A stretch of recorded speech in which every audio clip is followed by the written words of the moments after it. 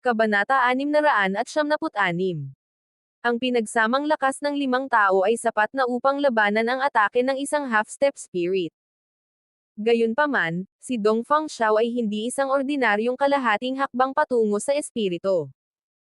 Ang asul na karagatan sa likuran niya ay humahampas sa kalangitan, mabangis na bumabalot sa mga ito. Ang kawalang hanggan ay sumisimbolo ng kawalang hanggan. Walang hangganan. Ang sinaunang linya ng dugong Draconico ni Dong Fangxiao ay tinatawag na walang hangganang banal na dagat.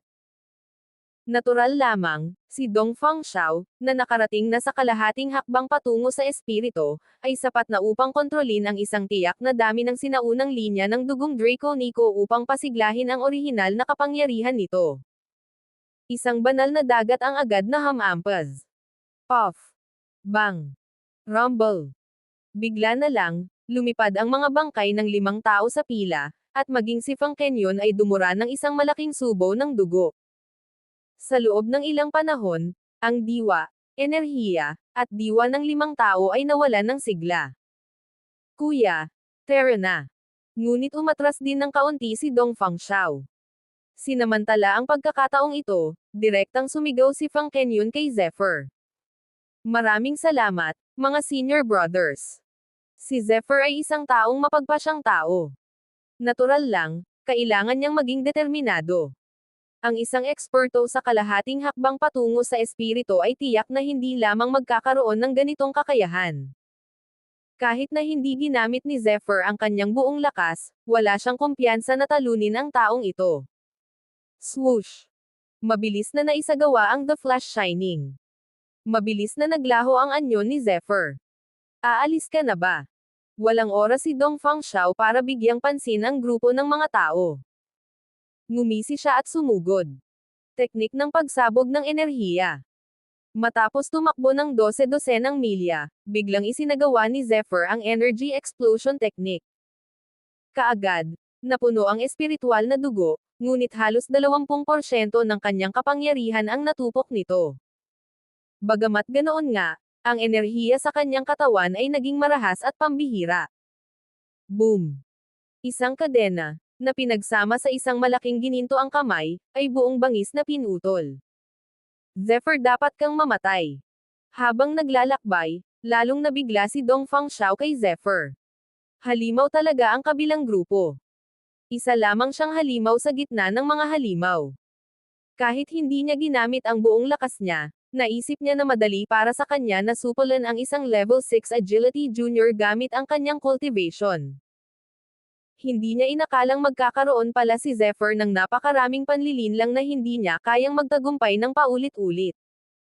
Sa katunayan, hindi niya alam na mayroon pa palang mga panlilinlang si Zephyr, na hindi maaaring ibunyag. Halimbawa, ang Winged Serpent Clone, at ang tunay na kapangyarihan ng Evil Breaking Eye. Kahit si Zephyr ay hindi ipinakita. Para maiwasan ang hindi kinakailangang gulo kung gagamitin niya ang lahat ng kanyang kapangyarihan. Ngunit kahit na ganoon, may balak na si Dong Fangxiao na patayin si Zephyr. Kung hahayaan niyang lumaki si Zephyr, natatakot siyang baka pagbantaan siya. Ang kwalipikasyon ng 2 sinag ng liwanag ay isang daya. Mariing nagmura si Dong Fangxiao sa kanyang puso, at malakas na itinaboy ng kanyang palad ang gintong kadena palabas. Ang malaking gininto ang kamay ay sumasaklaw sa radius na 1,000 metro at hindi inaasahang nailimbag. Kasanayan sa Lightning Sword. Habang lumilipad pataas ang mahabang espada, ang gininto ang espadang pandigma ni Zephyr ay naglabas ng gininto ang liwanag, ngunit ang espada ay masyadong mabilis para makita ang tunay nitong anyo, parang isang espadang walang anino. Boom! Ang enerhiyang may talim ay tumagos sa pagitan ng gininto ang kamay. Ang maringal na talim na enerhiya na nakapaloob dito ay halos nasa salat, parang mga karayom na bumabaliktad. Kahit si Dong Fangxiao ay hindi mapigil ang umatras sa ganoong katigas na poster. Gayunpaman, hindi rin maganda ang pakiramdam ni Zephyr. Mariing pinigilan ng gininto ang kamay ang kanyang katawan. Sa sumunod na sandali, labis na siyang napigilan. Kabanata 677. Rumble. Ang nakakatakot na presyon, na parang pagbagsak ng langit at lupa, ay direktang nagpatalsik ng dugo mula sa kanyang bibig. Kung lalaban si Dong Fangxiao sa lupa, natural na gagana ang lightning chopang na nilikha ni Zephyr, ngunit dahil nasa himpapawid ang kalaban, ang kapangyarihan ng lightning chopang ay lubos na hihina. Mahusay na buhangin sa disyerto. Nababaluktot ang kanyang mga laman loob. Halatang gumalaw siya at dumura ng dugo. Itinaas ni Zephyr ang kanyang kamay, at ang gininto ang espadang pandigma ay sumigaw ng matagal. Nakakita ang malawak na buhangin sa disyerto. Ang ganitong kalaking galaw ay natural na hindi mas nakakatakot kaysa sa lightning sword skill. Humph! Sinusubukan mo ang kamatayan. Marahas na hamampes ang walang hangganang banal na dagat. Sa sumunod na sandali, ang enerhiyang may talam sa buong kalangitan ay nilamon ng banal na dagat, na nag-iwan ng isang baluktot na espasyo. Gayunpaman, ito ang gusto ni Zephyr. Nang mag-react si Dong Fangxiao, nawala na naman ang figure ni Zephyr. Tumakbo ng mabilis hanggat maaari. Sa lugar na ito, kahit anong paraan mo pa tumakbo, hahanapin kita. Sa oras na iyon, hanggat ginagawa ko ang aking makakaya, ang isang kamay ay sapat na para mapilayan ka. Isang nakakatakot na sinag ng Diyos ang kumislap sa kanyang mga mata. Malamig na sabi ni Dong Fangxiao. Nakatago si Zephyr sa isang tumpok ng mga guho. Walang katapusang mga gininto ang kalansay ang makikita sa lahat ng dako. Ang mundo niya ay puno pa rin ng mga labi ng dragon-esque elephant. Gayunpaman, kumpara sa lugar kung saan sila naroon kanina lang, mas magulo pa ang mga buto rito, na para bang dumanas sila ng isang malaking sakuna. May mga basag na buto ng dragon-esque elephant sa lahat ng dako, na bihira at kumpleto. Hindi alam ni Zephyr kung gaano na siya katagal tumatakbo. Ang sinaunang Draconic Way ay maituturing lamang na entry level pagkatapos maabot ang ika-9 na Dragon Scale. Gayunpaman, sa pamamagitan lamang ng pag-abot sa antas ng pagkakaisa at pagpino sa ika-10 Dragon Scale maaaring tunay na makapasok ang isang tao sa isang makapangyarihang estado. Sabi ni Zephyr sa sarili na may mapait na ngiti sa mukha. Taglay niya ang sinaunang paraang Draco Nico. Bagamat mukhang kamangha-mangha ito, bago pa man niya narating ang kaharian ng pagkakaisa ng 10 kaliskis, ang kapangyarihang ipinakita niya ay medyo pabago-bago. Ang tunay na kapangyarihan ng 9 na kaliskis ng dragon ay hindi kayang gamitin ng sukdulan, na para bang 60 hanggang 70% lamang ng kapangyarihan ang kaya niyang gamitin. Ito ang dahilan kung bakit napakalakas ng sinaunang daang Draco Nico, ngunit mahina pa rin si Zephyr. Siyempre, napakahina ni Zephyr na kung ihaharap ito sa isang eksperto na kapantay niya. Siyempre, siya ang pinakamalakas. Siyempre, hindi pa nagagamit si Zephyr at ang trump card, tulad ng puwersa ng espada at ang tunay na kapangyarihan ng elektrikal na kapangyarihan. Kung mapipilitin siyang magmadali, natural na gagamitin ni Zephyr ang kanyang buong lakas. Nakaramdam siya ng matinding kirot sa mga panloob niyang organo. Nang malapit nang makahanap si Zephyr ng mapagpahingahan, bago pa man siya maabyutin ng kabilang panig at huminga ng ilang beses, bahagyang nagliwanag ang storage ring. Pagkatapos, dahan-daang humakbang si Mitbun at tumakbo palabas, sinigawan si Zephyr na parang may inilalarawan. Nang makita ang tindig ng lalaking ito, bahagyang gumalaw ang puso ni Zephyr. Ang matinding kirot sa kanyang mga laman loob ay nagpang-inag kay Zephyr at nagpabilis ng kanyang paghinga. Meow! Pinilit nito si Zephyr nang walang anumang pakikiramay. Malinaw na naiinip ito. Ang lalaking ito. Walang katapusang paghamak ang maipapakita ni Zephyr sa ugali ni Mitbun. Gayunpaman, maaari lamang niya itong sundan ng pabago-bago. Kabanata 698. Isang pusa at isang lalaki, sunod-sunod. Dahan-dahan silang naglakad. Unti-unti, ang natuyong tunay na enerhiya sa katawan ni Zephyr ay nagsimulang unti-unting gumaling. Sa ilalim ng pagpapakain ng tunay na enerhiya, ang mga litid at meridian ay nagsimulang unti-unting gumaling. Gayunpaman, naramdaman pa rin ni Zephyr na ang kanyang pinsala ay napakalubha. Kailangan niyang makahanap ng angkop na kalaban upang gumaling at maglinang. Sa wakas, Pagkatapos ng hindi malamang panahon, lumitaw si Zephyr sa mas magulo na lugar na puno ng mga buto kaysa dati.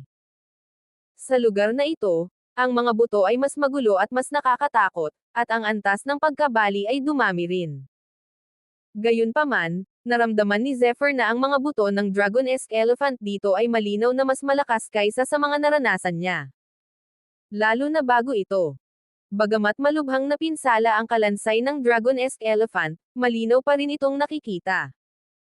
Isa lamang sa dalawang malalaking pangil ng Dragon-esque Elephant ang naroon, at ang isa naman ay hindi pa kompleto, mga ikasampung bahagi lamang nito. Gayunpaman, nagbibigay pa rin ito ng matalas na aura. Boom! Sa sandaling sumulong si Zephyr, isang mar-angle na aura ang agad na kumalat mula sa kalansay ng Dragon-esque Elephant. Biglang nanigas ang katawan ni Zephyr, at isang ungol ng dragon ang umugang sa loob ng kanyang katawan. Umuungol. Kumislap ang siyam na anino ng dragon, nakatingin sa kanilang mga nasasakupan na parang mga emperador. Mabilis na nagsagupaan ang dalawang puwersa. Sa huli, ang Dragon's Might ang may kalamangan.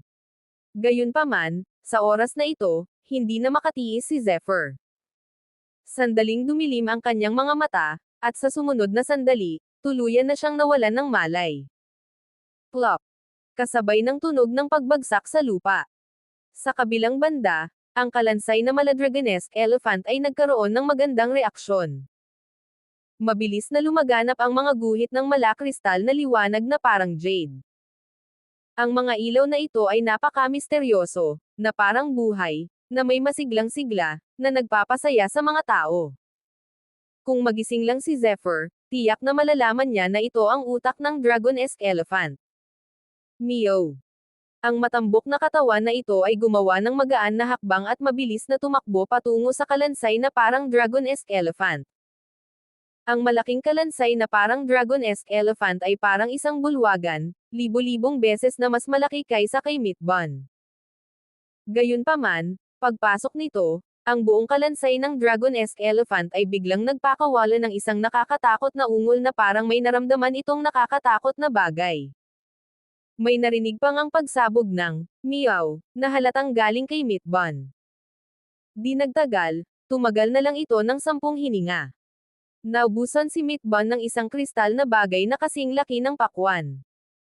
Mayroon ding malaahas na Dragon-esque Elephant's marrow sa kanyang bibig. Ang malakristal na bagay na kasing laki ng pakwan ay patuloy na lumilipad kasama ang sinag ng Diyos, na may mga piraso ng 4 na sinaunang simbolo, napakalawak at sagrado. Dagandong. Mabilis na isinuksok ni Meatbun ang maladragon na utak ng elepante sa bibig nito, at pagkatapos ay kinagat nito ng ilang malalaking piraso ang kristal na nasa mga bisig nito bago ito nag-aatubili na durugan ito gamit ang mga kuko nito. Swoosh! Pagkatapos, mabilis na sumabog ang kristal na bagay, at hindi mabilang na mga ilaw ang kumislap, parang mga alitap-tap, mabilis na nakapalibot sa katawan ni Zephyr at mabilis na nakapasok sa kanyang katawan. Naramdaman na lamang ng walang malay na si Zephyr na kumukulo ang init ng kanyang katawan. Pagkatapos, mabilis na lumikha ng kaluskos ang kanyang mga buto. Ang kanyang mga laman loob, na nabasag, ay mabilis ding gumagaling sa oras na ito, at kayang palitan ng mabilis gamit lamang ang mata. Kabanata 699. Hindi mabilang na mga gininto ang ilaw ang kumislap sa kanyang mga meridian, na lubhang sagrado. Habang patuloy na dumadaloy ang enerhiya, mahigit kalahati ng mga pinsala ni Zephyr ay mabilis na gumaling. Pagkatapos ng hindi malamang panahon, sa wakas ay nagkamalay na si Zephyr. Swoosh!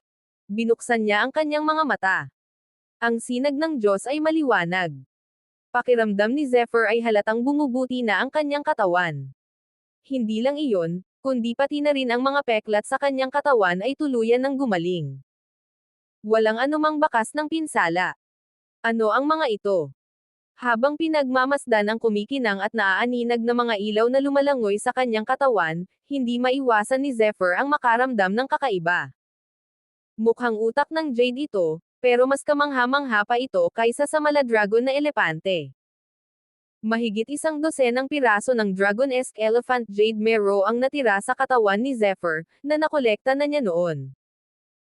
Ang napakalinaw na kariktan sa kanyang katawan ay mas dalisay kaysa sa Dragon-esque Elephant Jade Marrow na kanyang nakolekta, at malinaw na sumasalamin ito sa tunay na enerhiya ng sinaunang Draconic Way sa kanyang katawan. Maaari kayang ito ang Jade Marrow ng Dragon. Bigla na lang, tiningnan ni Zephyr si Meatbun na gumagalaw pabalik-balik patungo sa kalansay ng higanteng dragon at elepante at nag-isip sa kakaibang paraan. Nang maisip kung paano siya dinala rito ni Meatbun, mas natitiyak ni Zephyr ang tungkol dito. May kakayahan si Meatbun na galugarin ang mga sukdulang kayamanan. Habang tumatagal, mas nagiging sensitibo ang mga bagay-bagay. Naibibigay sa akin ng lalaking ito ang utak ng dragon at nilamon ang mismong laman ng Dragon-esque Elephant. Talagang bihira ito. Nang maisip kung gaano kasakiman ang lalaking ito, naantig si Zephyr. Rumble, 100 milya ang layo. Lalong naging malungkot ang mukha ni Dong Fangxiao. Ikinumpas niya ang kanyang kamay. Ang halos nabubulok na mga buto ng Dragon-esque Elephant ay nadurog, at paminsan-minsan, 12-12 kumikinang na karangyan ang lumalabas mula sa mga ito. Lahat ng ito ay parang Dragon-esque Elephant's Marrow. Wala kahit isang piraso ng utak ng dragon. Kahit na mahalaga ang mala-dragon na utak ng elephant na ito, para sa akin, bilang isang half-step spirit, ang epekto nito ay lubhang nababawasan. Sabi ni Dong Fangxiao sa sarili habang nakasimangot. Pero di nagtagal, nanlamig ang mga mata niya. Zephyr, palihim kang nagtago, pero kahit saan ka pa magtago, mamamatay ka pa rin sa pagkakataong ito. Walang halaga ang mga patay. Kahit na labis na magalit si Maxim Callahan Elder, hindi niya pipiliing masaktan ang isang henyo na tulad ko para sa isang patay na tao. Walang nakakaalam kung gaano nakatagal. Isang malakas na agos ang biglang lumitaw sa katawan ni Zephyr, na tila some iris sa bundok at hamati sa kalangitan. Ang tunay na enerhiya ay kumalat at nagbago tungo sa isang walang katapusang puwersa na walang awang tumama sa isang kadena. Pakiramdam niya ay pinapahina niya ang mga kadena ng level 7 agility sa kanyang katawan. Ang paglagpas sa mga cade ng ito ay nangangahulugan na ang kanyang cultivation ay mas lalago pa.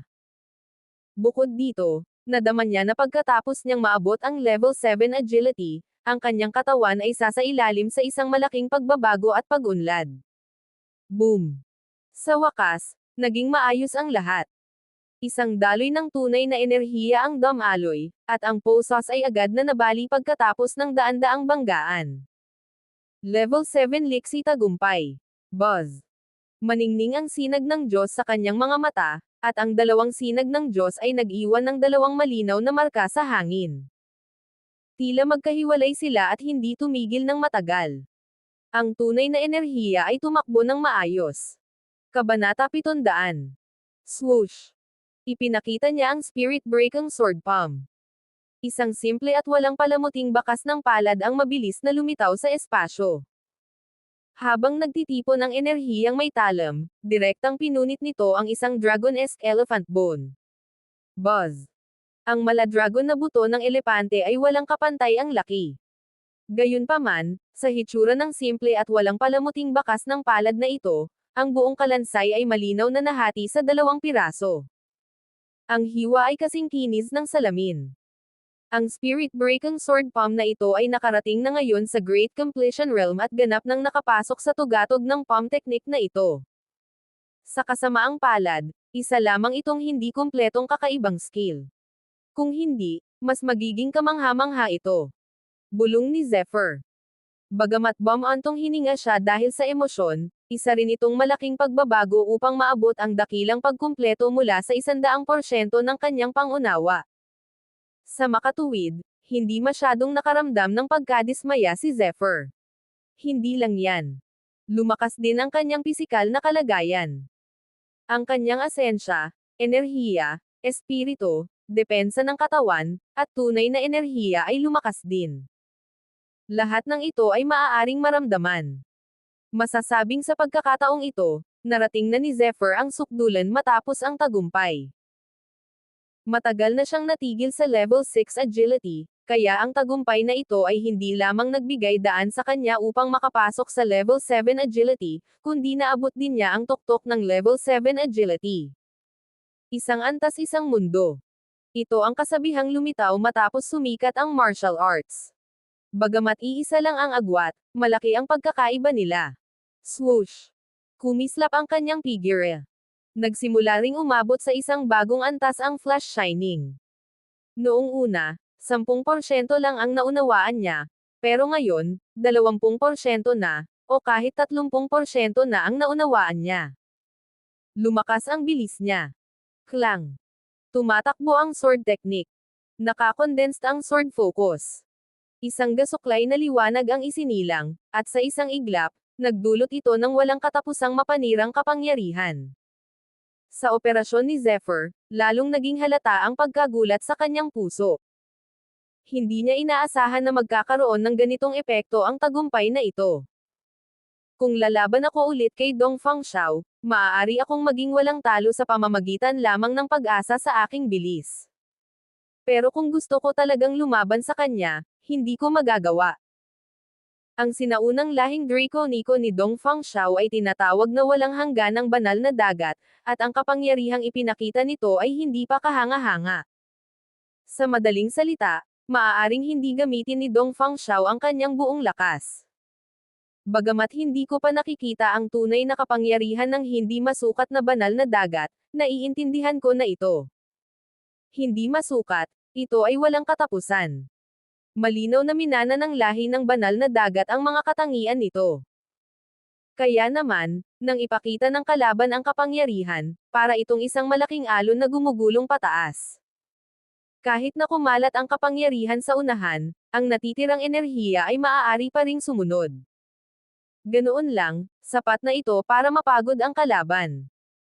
Hindi na kailangang sabihin pa, ang mga epekto ng pagsupil na dulot ng walang hanggang banal na dagat na ito, ang nakakatakot na epekto ng grabidad, at iba pang mga bagay, ay napakahirap talunin ang kabilang panig. Hindi lang iyon, kundi bilang sikat na sandata ni Dong Fangxiao, ang gininto ang kadena ay lubhang kakilakilabot din. Sa panahon ng laban, ang kapangyarihang ipinakita ng gintong kadena ay lubhang nakakatakot, ngunit ang mga paraan nito ay lubos na nababaluktot. Malinaw na hindi ginamit ni Dong Fang ang kanyang buong lakas. Bagamat makapangyarihan ang aking lightning sword skill at tiwala akong kaya kung pumatay ng isang eksperto na nasa peak level 9 agility, hindi na ito magiging banta sa isang eksperto na nasa half step to spirit o mas mataas pa.